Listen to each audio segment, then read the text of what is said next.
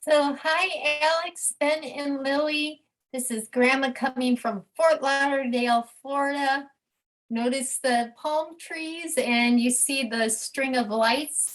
I thought I'd point that out to you because Alex might remember, but Ben and Mimi, you might not. When you come down to Florida, almost all year round, they have those lights, those Christmas lights wrapped around the trees, and I love them. And it reminds me of being in South Florida. So today I thought I'd share with you a real story that Grandma and I went through when we owned our clinic. Um, when I got involved with the business that I do now, and I'm sure you can see it online with manual lymph drainage, I worked for the doctor who brought this treatment, manual lymph drainage, to the United States. And it was a great job. And did I feel qualified? I just want to let you know, did I feel qualified? No, I didn't feel qualified.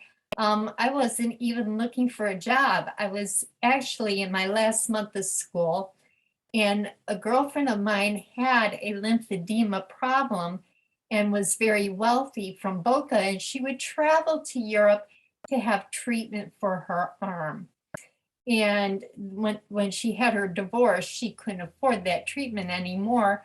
And I heard about it. But back at that time, 23 years ago, there were no websites, not in English anyway, on lymphedema. We didn't even have the word in the medical textbooks. So the first time we become aware of this condition called lymphedema and manual lymph drainage therapy was through the doctor that I worked for, who brought the treatment from Germany to the United States and set up the first clinics for therapists to come and work, get trained, do research, and ultimately allow other doctors and therapists in those clinics to model theirs after his, because he knew at his age that he wasn't going to be practicing forever. So he was already looking out for the next generation. Well, to be honest, your grandmother, and I was only 30 years old at the time, and I had two children. Yeah, I had your dad and I had your aunt, and I had been a stay-at-home mom helping your grandfather with his business, doing paperwork and such. So I hadn't been in the public very long. I I didn't come from a medical background, is what I'm telling you. And I'm telling you this story because you don't know where your future is going to take you. You don't know what life's going to present to you, what open doors. And, your family and loved ones, like all of us, always care about you. But ultimately, there is someone out there that created you for a purpose, on purpose. And when that happens, when those right ingredients come together, when you find out what you're here on planet Earth to do, because the Supreme Creator created you to do something, then all the other pieces come together. The right people, the right place, and the right plan. And that's what happened to Grandma. Grandma happened to be at the right place. I was visiting the doctor's office for our family, and across the hall from where we were, I saw the word lymph on the door of this doctor. And I realized, I said, oh, that must have something to do with my friend Debbie. Maybe I can find help for her. Well, the long story short was, after 2 hours of being in this facility, I was offered a job and the opportunity of a lifetime. And it was because this doctor was looking for a therapist. But I told him, I said, you're probably looking for occupational or physical therapists or nurses. I'm a massage therapist. I'm just finishing. He says, no, you're perfect. You're exactly what I want. someone that doesn't think they know so much about everything, because your mind has to be open, and plasticity and ability to absorb new information. Sometimes being overqualified is actually worse than being underqualified, because you think you know more than your boss. And I definitely knew that my boss knew way more than I did. I was like, I came here to help my friend. You're offering me a job. I'll do the best I can at it. I'm graduating next month. I'll take the test, which I did, and I passed it. And then he said, we have the instructors from Europe here. I brought them here. So I got this same European training without having to go to Europe, because Europe came to us and worked with Dr. In his facility. So we were the first facility in the United States to offer this method of manual lymph drainage. And he would go on and become super famous and be known. And of course, he'd be in a lot of the journals and Journal of American Medicine and things like that. And I felt like the lowest rung on the scale, because I was the newbie.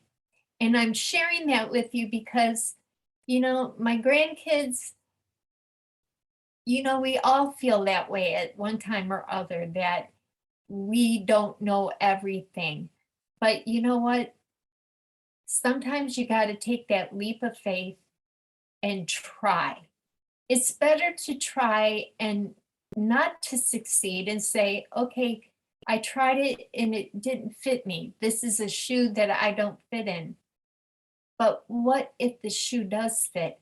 And when I got into those pair of shoes, and it was very overwhelming to me, because, by the way, in his clinic, everything was written in German. So that was intimidating, porque yo hablo español, no hablo una otra lengua, except Romanian, and now picking up some of the other languages. But back then, it was the English, and I spoke no German. But just the sense that he really needed a therapist that was willing to listen to him, take his direction, and not be overloaded by the books that we had in America at the time, because they were not up to date. Germany was far ahead of us. And I had to learn to listen to him. And I had to learn to listen to my instructors from Europe. And they taught me a lot. And that gave me a 30-year career, which allowed me to keep the roof over my head, to take care of your father and your aunt as a single mom in South Florida, when I saw other people that were couples struggling to survive. I saw friends of mine who slept in their cars. They lost their homes during 2007, 2008. There's been a lot of unrest, and God gifted me with something that I could do. And then, right when all this was happening, he got sick. And my mentor, the one I leaned on with everything, I leaned on him, because I knew that he knew everything that nobody else in America at that time knew. He was the one that was teaching the other doctors in America and having classes for them. And I thought, what am I going to do now that my mentor is gone? Am I going to be able to go on? And you know what? God gave me the strength to go on, and he gave me a new vision. And that's also part of what I want to tell you here. When you go into a business, you give them your all, you give them your best, but you might just have your eyes open and see things that they don't see, or see from a different perspective they don't see. And you will catch a vision and a fire of your own. Who knows? It might be this next step in you having a new career. You might become the boss of the facility or a partner in it, or you might go off and start your own vision, which is what I did. I had a vision for manual lymphatic drainage that was beyond the scope of working with 2% of our population with lymphedema. I said, we have 100% of people with the lymph system and they're underserved and there's nobody teaching those classes. And I began to develop those courses so that other therapists could be trained around the country. So I'm sharing with you a little bit of business experience, a little bit of experience as you go out in the world and working with others. Now, let me share this with you too. Not all the time is everyone going to be on your side, and not everyone's going to be your friend. I'm just telling you now, as grandma, and you got to be careful because there are people, they call them nemesis, and they are against you because they're not for you.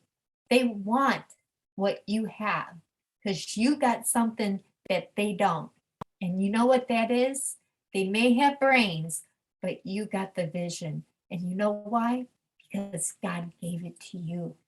It was your gift from the Creator. You have your own gift. If Grandma could teach you nothing else, let me tell you this.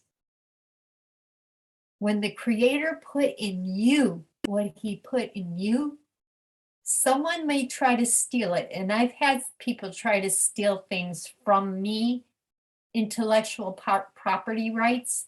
But you know what? When God puts the gift inside of you, the only thing they can do is sit on their seat and wait till your next best idea. Because guess what? If they went and ran with the ball with your first idea, they're going to have to wait for the second one because they can't come up with any of their own. And that's what I've learned. And that too shall be in a book as I get toward my days where I'm winding down. I will leave a book for people that want to start their own business and what to watch out for, because I had to do it alone.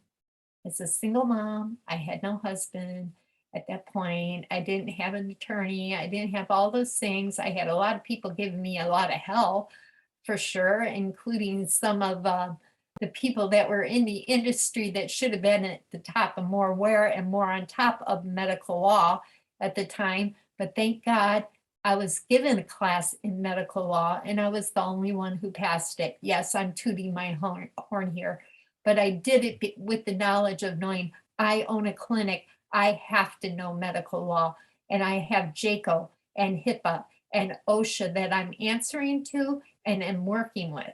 And these, if you don't know what they are, they're like the IRS of everything medical. So you want to dot your I's and cross your T's. And if you're going to run a facility, know what the heck you're talking about and make sure that you're disseminating the right information. So when we had our clinic, we passed all our inspections, but there was the one person, which you will probably all have at some point, that one person that just don't like you and they just don't like you because maybe you make them jealous, maybe you're in their way, maybe they're whatever. And there, I had this lady that was a nurse who ran a lymphatic clinic in a hospital not far from me. And she wanted to give me a hard time for years and years. She wanted to give me a hard time. And I prayed about it because my nature is just let me do what God gave me to do. God bless you. Whatever you got to do, you go do your thing. You do your thing, I'll do my thing. I don't need to look at what you're doing because you know what? I got a brain. I don't need to borrow yours. But I don't think she felt the same about me. And she was smart, certainly very well read and well connected, but I think I was in her way of her becoming famous. That's what I think. So she saw me as someone that needed to be eliminated. And finally, it came to a head after about 5 years, and she was really giving me a hard time. And Grandma prayed, and I said, God, I don't know what to do for her. This is her problem. It's not my problem. I'm not mad with her. She's got an issue, and I don't know what to do with it. And I got a call on a Monday morning from a therapist that worked at that hospital. And that therapist knew me for years. And she called me and she said, Lisa, you're not going to believe what happened. She left today. And she not only left, she took her bags and her boxes and she left with the doctor that she was connected with. They were thrown out of the hospital. We don't even know what happened, but they were dismissed immediately and on the spot. After dealing with this person for 10 years, yeah, I dealt with her for a long time. But the more recent years were the hard ones, and I still don't understand what happened there, and I didn't ask. It's none of my business, but it is my business to know that I prayed and asked God for an answer to this problem, that I didn't want to deal with this crazy person anymore. And you know what? Come to find out, she wound up very, very ill, moving out of state. This collaboration between her and the other doctor, they were trying to, kind of kick me and the doctor I work for out of the industry and make themselves look like the big muckety mucks of the whole industry. They disappeared. So the good news is that at the end of the day, if you're doing the right thing and you're not spending all your energy, and that's what I want to tell you too, don't spend your energy and effort on useless people. They're no use to you. They're no value to you. They think they have value because they might be smart, they might have money, they might be connected, but you know deep down when someone's not for you. Don't waste your time and energy on them. Keep looking forward, keep your eyes forward, keep your vision on. You'll get to where you're going. Some days you're slower than they are, some days you're faster. But you know what? I'm here 30 years later, and where are they? Nowhere to be found. There's a scripture in the Bible that just came to my mind. It says, your enemies will be like nothing at all. And that's exactly what happened. So in your work, in your career, do your very best.